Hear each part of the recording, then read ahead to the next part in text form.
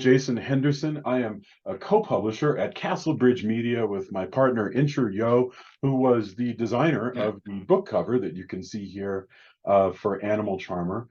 And this is our event kicking off the publication of Animal Charmer, which is the debut novel from Rain Knox, who is on tonight and is going to share with us. We actually thought it would be cool to have a message from the author about this book, which has been called a lot of things. Right now, it's number 3 on the list of new single women's fiction, but it's also in the top 10 for new occult thrillers. So what is it? What is Animal Charmer?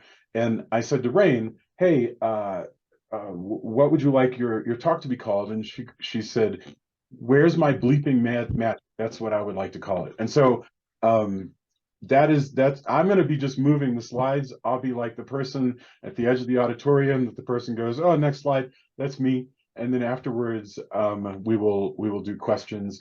And I see some familiar faces in the audience, and I'm so thrilled. So, Rain, why don't you take it away? All right. Well, thanks so much.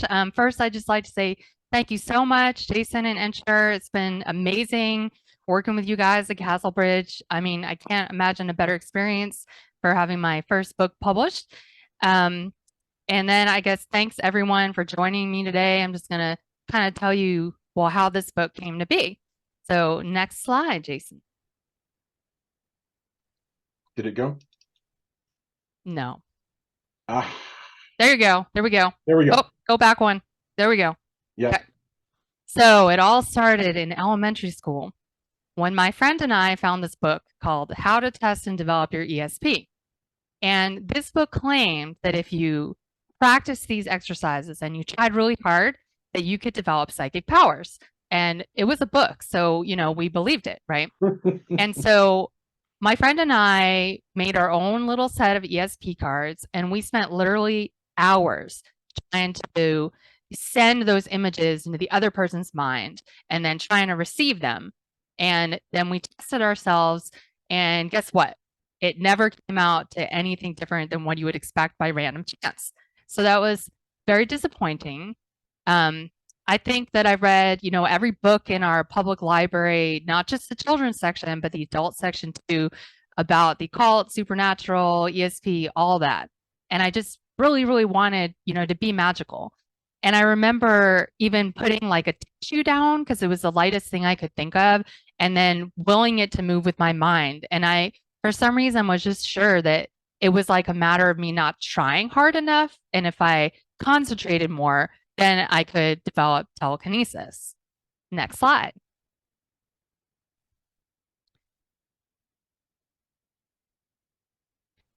Still not. There you go. There we go.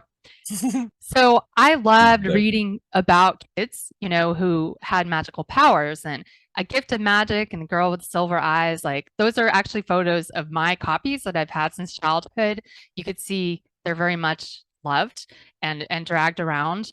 And I just loved it. And I don't know when I realized that I would not be able to get magical powers the way that these kids had, because they either inherited them or, they were part of some kind of experiment. But it was really disappointing because I really thought I should be able to have these powers. Next slide. And as I kept reading, luckily I found out that there were still other ways that you could potentially get magical powers. And one of them, it could be that I just hadn't reached the right age, right? Because maybe when you turn 16 or 18 or 21, that's when your magic just is bestowed upon you. And then there's always, you could find like a magical amulet somewhere or a grimoire, or you can inherit a magical house or make a wish, or again, be part of some experimental procedure. But next slide. Now I'm in my 40s, and guess what? None of that ever happened to me. So I said, where's my freaking magic, right? Because I'm still waiting for the call from my mom, the one where she tells me that I'm actually from a long line of witches, but so far it hasn't happened yet. So it was bitterly disappointing, let's say. And then during the pandemic, something kind of interesting happened, and I my husband's Kindle, which is funny because I had sworn that I would never read ebooks, that I would only read paper books. But I guess a thing that happens to get older is, you can't see as well. And suddenly Kindle became a much more fun thing to read. And because of that, I had access to a lot of different books that I maybe never noticed before. Next slide. And that's when I discovered this world of midlife magic. And it's like a whole genre of mostly women over 40 who discover that they are in some way magical. And I thought like this was the best thing ever because I was like, hey, it's not too late for me, right? And then I read all this and it was like the best escape during the pandemic. But there's always a but. Next slide. But it's the same story. They usually go back to their hometown where they discover that they're from a long line of witches. Or oddly enough, there's like several where they inherit a house that comes with magical powers. So it was kind of like almost disappointing again, because I mean, while I guess it's still possible that I could inherit a magical house, it just doesn't seem that likely. And I'm still waiting for that call from my mom. But in the meantime, I said to myself, well, you know what? I'm going to write a book, and in it, I'm going to make it the way I want it to be. So next slide. I decided that in my book, I wanted my main character to find out that anyone can learn magic. And not only that, but you have to work at it. And I know it sounds maybe a little weird, but I really like this idea that you should be rewarded for how hard you work and the effort that you put in, and not just like on your innate talents. And so I wanted her to actually like, okay, you have to work at magic. And that's kind of part of the book, is that she has to try really hard. And as a result, it kind of changes her entire life. But when you do that, then you're kind of faced with this other issue of, well, if anyone can have magic, then how is magic still magical? And I like to think of that kind of like music. So with music, in theory, anyone can make music. We're born singing and banging on pots and pans and stuff. But how many people actually go on to make the kind of music, that brings you joy or can bring a tear to someone's eye? Not that many. And in my mind, like, those people are magical. That's like music magic, right?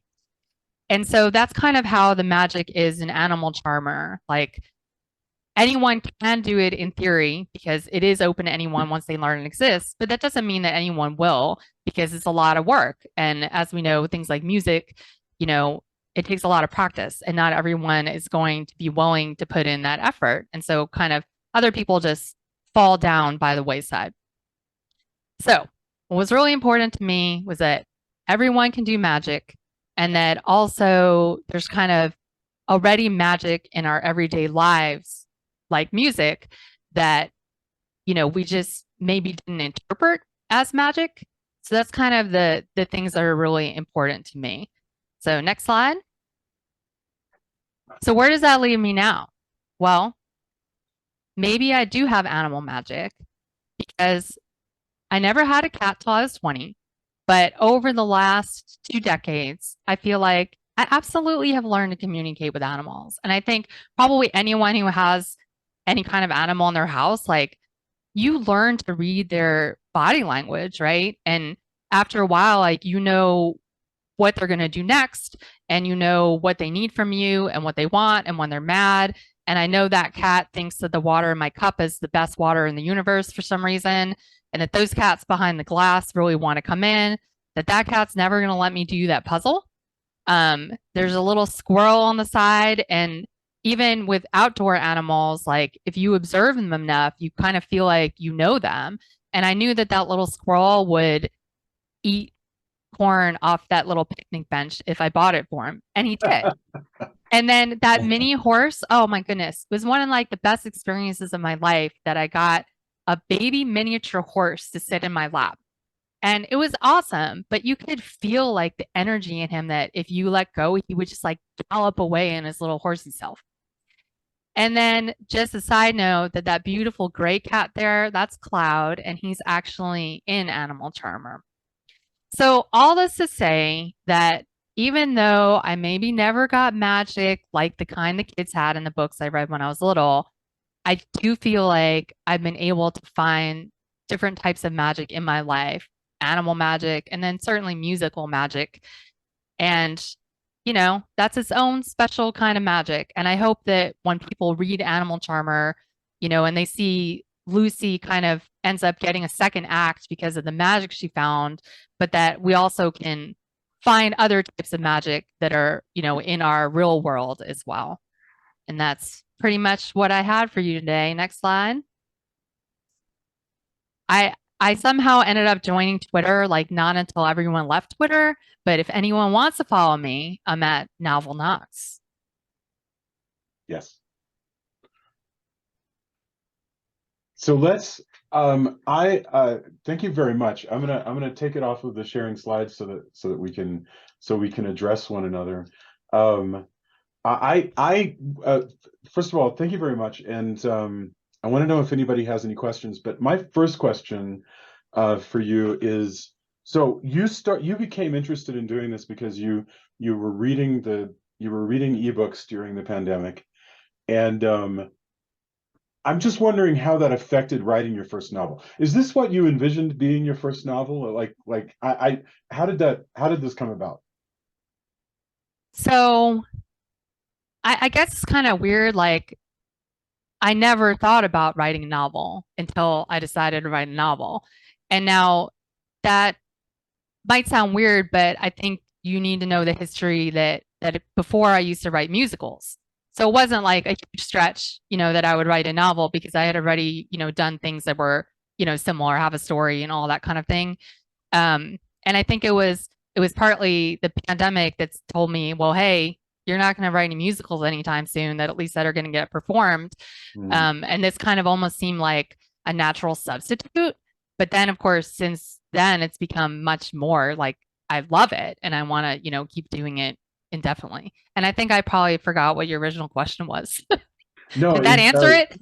Yes. Well, yeah. How long did it take you? I mean, did you like create a goal of like a certain number of words per week or what? I'm asking you because I don't ever remember how to write a novel. Yeah. And I've done it many times. But I never remember how to do it until Well, it started. that's funny because it's the same with my musicals that I'll write one and then when I start another one, I'll be like, how did I ever do this before? I have like no idea. Yeah. And so with Animal Charmer, since that was the first book I had written and I really didn't know anything about how to like structure a book or even write like how to write dialogue tags and all that, because I never had to do that because people were just performing, the words. And I would say it probably took me about a year, but it was a year of like I wouldn't write for a month and then I'd like write every day and then not again for a month. So I couldn't say like how long it really took. But I didn't have any goals. I was just gonna self-publish it. So it really like I just thought, well, when it's done, and then I'll just throw it up on Amazon and be done with it, right? So yeah. The story is about Lucy, who is 40 something. I don't remember her exact age, if it's given, and she develops the ability to talk to and finally control animals. And the funny thing is, in the beginning, it has this very sort of in an office feel, and by the end, she's commanding an army like something out of Tolkien, right? It's she's in a forest and there are lions talking to her. First of all, is it the United States? I was just curious, like where is it named where this is? No. So yeah, and that's actually it's like something weird that I've done like in pretty much all the books I've written since Animal Charmer is that I don't really I do name some real places like when they talk about other cities, but the places that are in the book they're just made up. But they are all modeled after real places that I know. Yeah. So I mean, definitely her actual office is based on my office because it had like this incredible courtyard between our office and the next office. It was seriously like a wedding event like venue. It was crazy. It had like this cellist with like wisteria and stuff, and that's all in the book, and that's all real. But I think the town is called like Northbrook, which is kind of just like, I think like a generic kind of, It could be Canada. It could be anywhere. it could be Exactly. Ireland. You know, it could actually be anywhere. Yes. But if you knew nature stuff, then you would recognize that some of the descriptions of the nature might be Central Texas. Right. Yeah. Right. That makes sense. So, well, I'm sorry. Does anybody else have a Yeah, I was going to question? say stuff, but go ahead. Well, my next question was, I noticed that there is a central relationship and it is a friend relationship, you know, and they go through the beats of a romance. She meets this amazing woman, they become close, they teach one another lots of things, they have a falling out, they have a reconciliation. Those are the beats of a romance, but there's no romance in the book. And I'm just wondering, how do you not how do you explain that, but how do you describe that? Is this an aromantic book, or is it what is that? So I didn't plan for it to be anything in particular. I did actually decide that I didn't want it to be a romance. A lot of the midlife magic books are quite romantic. Some of them are even, you know, kind of erotic. And I don't know, like, again, maybe I'm weird, but I really like the part where people learn the magic. And for me, the romance parts almost are distraction. And it's kind of like, I don't know if anyone watches that show, Emily in Paris, but anyone? No. Julia Well, watches it. yeah. So I love that show, but I actually love like the business parts. And if they took all the romance out, I would probably like the show even more. Like I find them just kind of annoying. So Right. I don't know. That's kind of weird, but yeah. So I did intend for it to be a story of friendship, because in my mind, stories of friendship are actually the most powerful stories. Like to me, that's more powerful than romance, because it's like a more of a choice kind of. Interesting. I keep thinking, I want that that has to be an answer to a question that somebody asked. Like, I'm looking for a book where, because I've seen people ask that on Twitter, say, you know, I'm not really so much, I'm kind of romanced out. I want to see a book that doesn't have a central romance, and it fits that. But like I say, interestingly enough, from a story perspective, it follows the beats. It's not a romance. That's really fascinating. Julia, what were you going to say? Several things. First of all, I 100% like identify with the wanting to be magical. Like my whole life, literally, even now, I'll occasionally try to Jedi, like, you know, try to grab something from across the room, or just using like Jedi power. It still doesn't work. So I feel you on that. I love Novel Knox. I think that's a great name. But my question is, I know that you have a really interesting background of, like, you know, you have your PhD, and I'm not going to try to say what it's in because I'll get it wrong, but it's definitely not in this. And and then you've done you write musicals and all that. So I'm just curious if any of that, of your very diverse, interesting background, has played a part in all this. Is this anything like writing a musical, or did you like use the same skill set for that?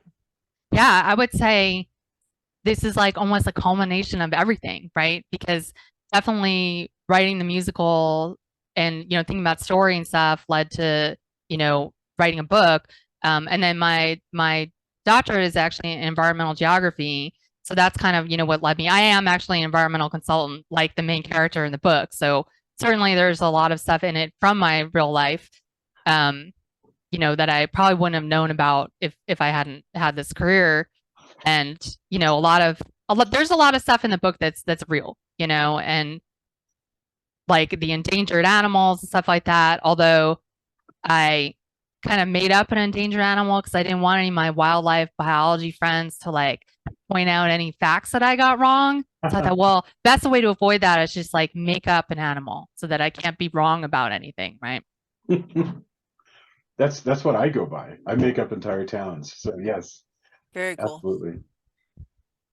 I love there's there's a thing that the way that her power works is something that I don't remember seeing except in like The Sword in the Stone, where she describes getting into the mind of like a bird or a squirrel as like opening a door, like opening a door into the animal's mind. Was there a tradition of that you were drawing from, or was this just completely invented on your own? I have no idea. Like it just seemed like what would happen in real life. Like if was real, it seems like that's how it worked. I don't know. That is really cool. Does anybody else have a question that's I might throw out? Sure, I've got one. Like a lot of magic these days is like dark magic. A lot of shows and books reflect like darkness. And this book is really light, and I really appreciated that. Was that a conscious choice for you? Was tone in your mind when you were writing this? Yes, and thank you for saying that because I really, especially during the pandemic, like I wanted to be fun. And I kind of struggle with, a lot of popular stuff today. It is dark, even comedy's dark and it's too dark for me. And that's why I'm like watching TV 14 stuff. Like that's the level of darkness that I can handle. And you're literally a goth performer. I mean, I just want to think about the irony here that of yeah, I don't know. People are weird. What can I tell you? no. I'm just saying when the goths are telling you you're too dark, man, yeah, then you are too dark. So yeah, no, and I'm not a big fan of like violent horror or anything like that. So I definitely wanted to be, more on the entertaining side, more on the light side, and then definitely be, mostly about this character and how magic really changes her life for the better, even though, of course, she uncovers dark plots, right? That's cool. Thank you very much. Do you have any recommendations? So having gone through this process, of like, do you have any recommendations for somebody just starting out in writing a book or thinking about publishing or anything like that? Um, I don't know how this went yet, but I think like the first thing is I always hear people say like, "Well, I can never do that." I'm like, "Well, no, you can't. Only because you just said you couldn't." You know what I mean? Like that, like literally what I learned after I got the Kindle was that literally anyone can write a book and put it up on Amazon. And honestly, if that hadn't happened, then I probably wouldn't be doing this because, before I got the Kindle, it was like almost like, the books that I read were filtered. They were the best of the books that are available to you.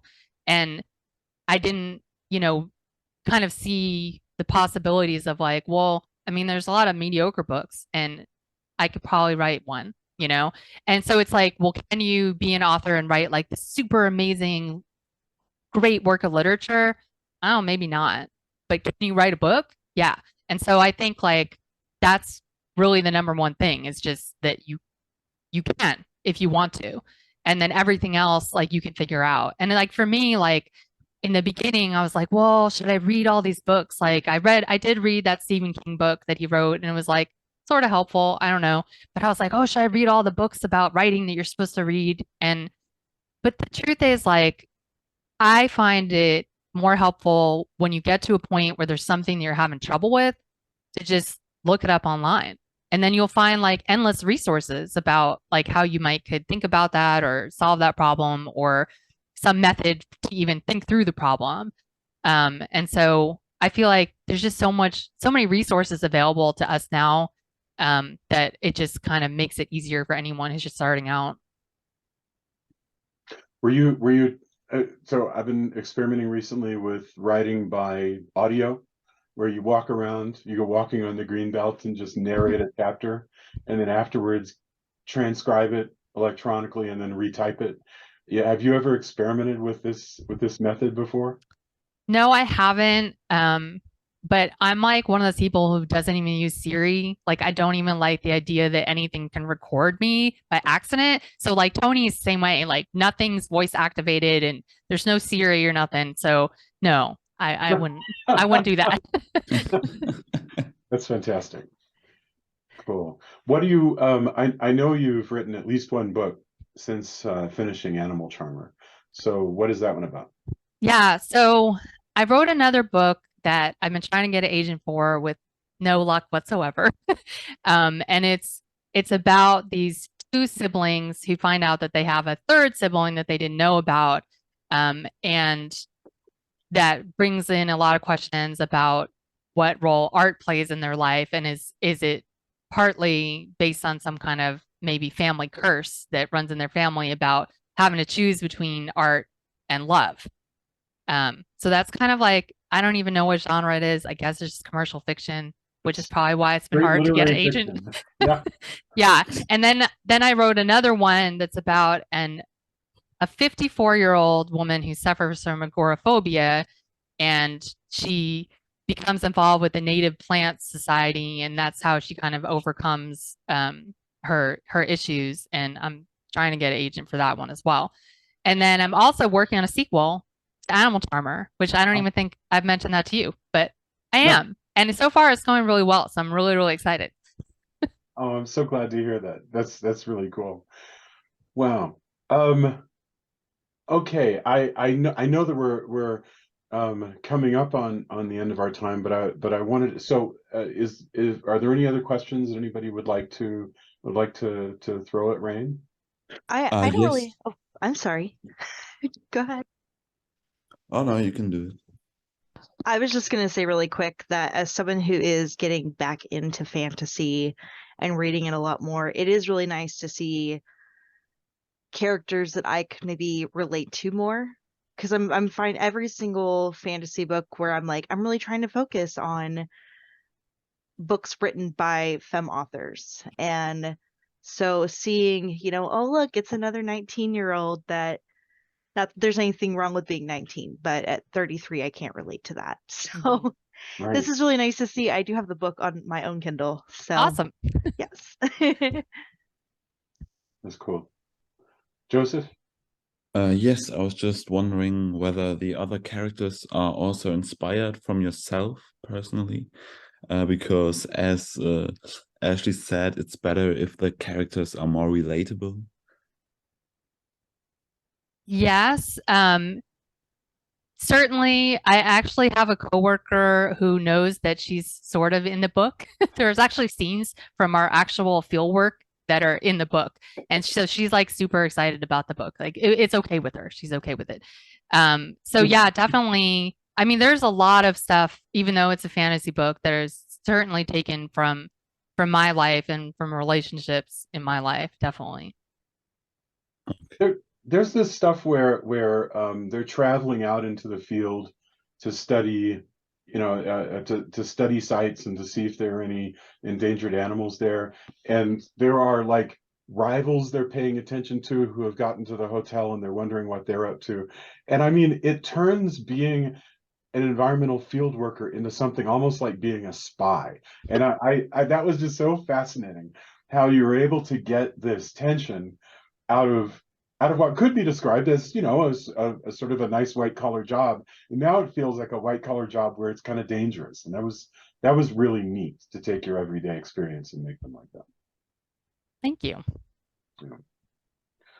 So somebody asked, I think Yosef asked in the commentary, where can you get a copy? You can get the copy off of Amazon, but actually you can also order elsewhere, like at Barnes and Noble and so forth. So you can also read, so anywhere that you can order books, paperback, you can order it. On ebook, you can order on Kindle, and you can get the book on Kindle Unlimited. So if you're a subscriber to that, you can read it there, and all are welcome. Thank you very much on behalf of Insure. Thank you for being here. Thank you, Rain. Thank you everybody for showing up, and whoever's watching this on the recorded version. So have a fantastic evening. Rain, congratulations on your launch. Thank you so much. I really appreciate your help. Thank you, everybody. Bye. Have a lovely evening. Bye.